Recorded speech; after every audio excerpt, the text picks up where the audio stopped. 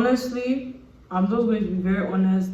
The whole visa process was so stressful to me. Those people are strict. I had to get a new passport, right? And then it was this old type, like the normal passport. And when I went for the interviewer was like, he doesn't know if they can give me visa on this passport. And when I tell you guys, I almost started crying.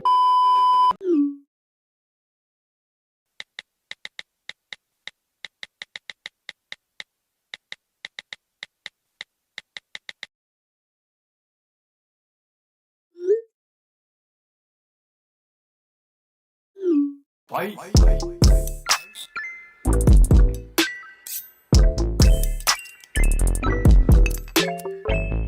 What's up YouTube, welcome back to my channel. It's Tato here. If this is your first time, hi and welcome to my channel.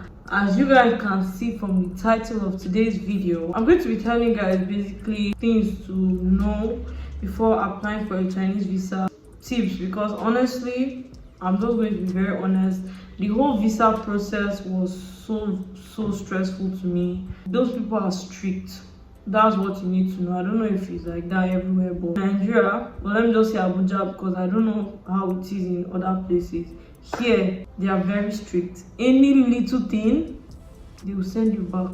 I went to that embassy like 4 or 5 times. I don't even know, because every time I go, there's a problem, and they only work on Tuesdays and Thursdays. So it's like if you miss Tuesday, like if they send you back, they will tell you come back on Thursday. If you miss Thursday, you have to wait till the next week Tuesday. And for submission of documents, they only open from 9 till 2. So say you get sent down by like 1:40 or something, and they tell you go and edit your document or go and print this downstairs. If it hits 2, just forget it. You are coming back the next time. So you just have to be like cautious of a lot of things. You have to be very careful, because bro, any little thing they will send you back, and honestly, it's not even funny having to go back and all that. It's just unnecessarily stressful. So I'm just going to stop talking because I feel like I've rambled too much and just get into this video, because honestly I wish I had seen this type of video to be prepared for what is to come. So I have it's written down, all the documents you need, everything, everything, because I'm just so nice. The first thing, which is one of the most important things, is your visa application form. You go to the Chinese embassy website, and you basically get directed, you fill the form, print it. And let me tell you why I said this visa application form is the most important, because they would check every little detail. If you miss one thing, they will send you down to go and edit it, or just start all over. And the thing is that when they send you down, you have to take another number before going back. You just have to be very careful, especially when you're filling this visa application form. They check it thoroughly, so you don't want to make any mistake.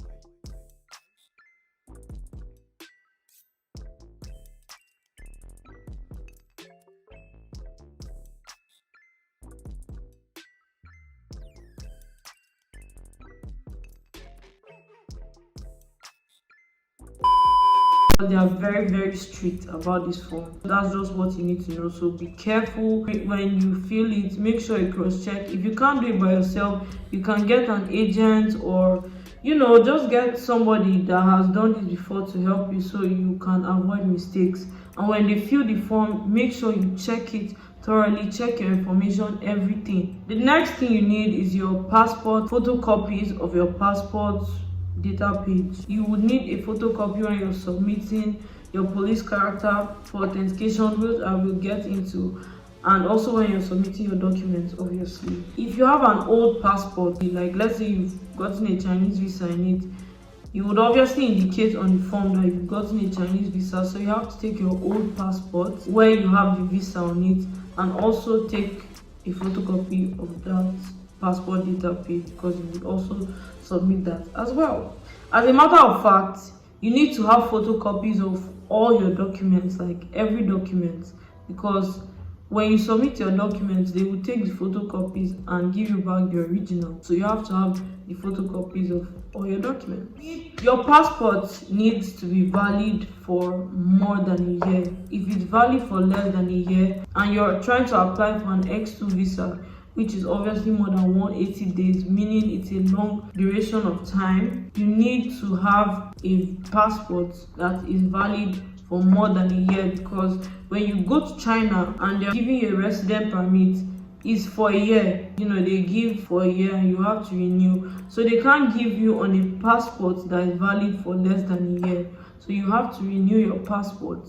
If you're getting a new passport, you have to get the new one, because you guys, I had to get a new passport, right? And then it was this old type, like the normal passport. And when I went for the interviewer was like, he doesn't know if they can give me visa on this passport. And when I tell you guys, I almost started crying. Like I didn't even know, because the thought of starting this whole thing again made me so stressed. And then hearing that, so just be very careful about these things. The new passport has your old passport number on it. It has the NIN. He showed me. I don't have it, so I can't really tell, but that's what I know. So just make sure if you're getting a new passport, it's the new type with your NIN, your old passport number. It just looks completely, like the data page looks completely different from the new one. So just be careful of that. I obviously ended up getting the visa on my passport that is the old type, just to avoid things like that, because honestly it's just better. Like, prevention is better than what. Yeah, you obviously need the original copy of your JW and, like I said, a photocopy. If you ask your school for a soft copy, you can ask them to send it to the embassy and all that, so you have to print it.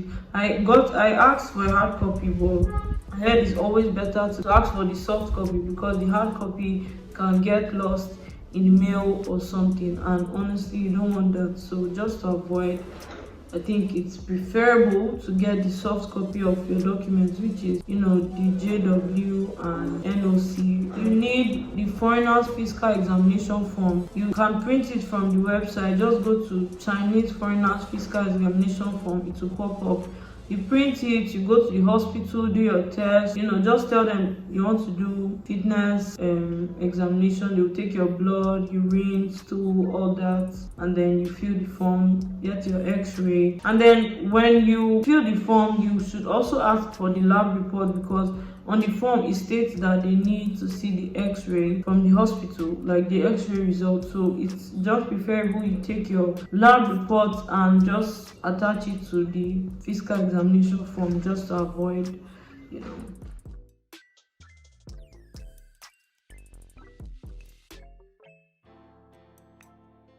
You need to have your vaccine and a copy of it, like a photocopy, because they need to know you're vaccinated. You can't go to China without being vaccinated. You need your birth certificate and obviously photocopy of your birth certificate.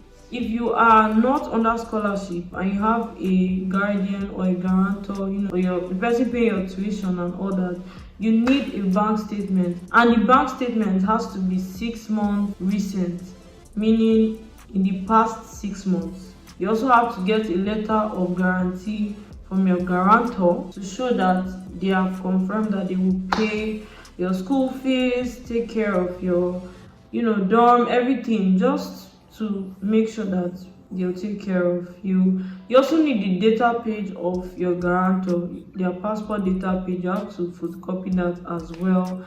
Now, you need to have a scratch card. I heard some people being asked for their WAEC. Personally, I wasn't asked, but just to be on the safer side, you can take your WAEC certificate or take a photocopy of your WAEC. I'm not sure about this, but I just wrote testimonial. Just take it. Testimonial from your secondary school where you graduated from. You can take it and take the photocopy just to be sure, but I wasn't asked for it.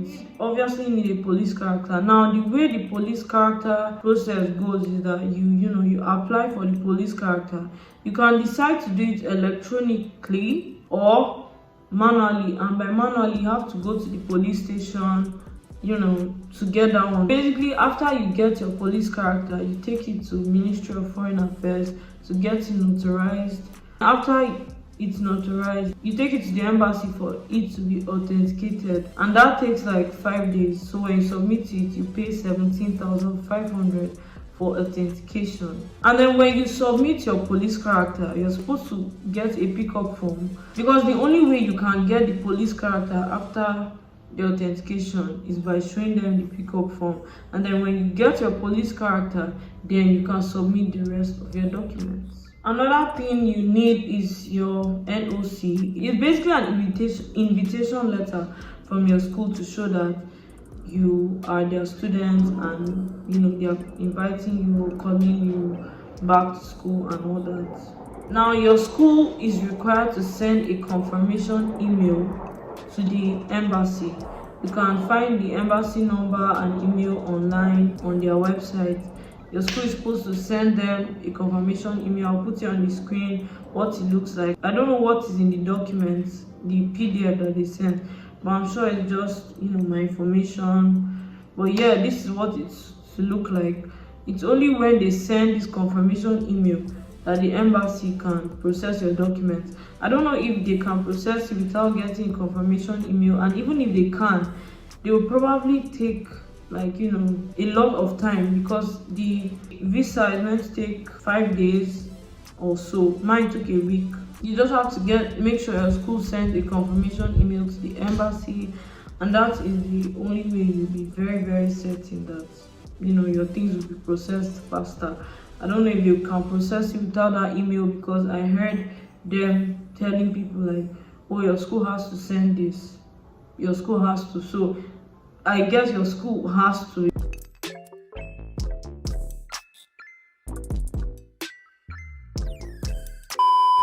So yeah, that's basically everything. I hope I didn't miss anything, and I hope this video was very helpful. If it was, and you like content like this, don't forget to like, comment, subscribe. I will be doing a Nigerian to China vlog, so if you want to see that, subscribe, turn on post notifications, and just just be ready. With all that being said, without further ado, thank you guys so much for watching. If this video was helpful, again, don't forget to give it a like, comment if you need any more, if you need explanation on anything, just leave a comment, ask questions on things you want to know, and I will gladly reply. Bye.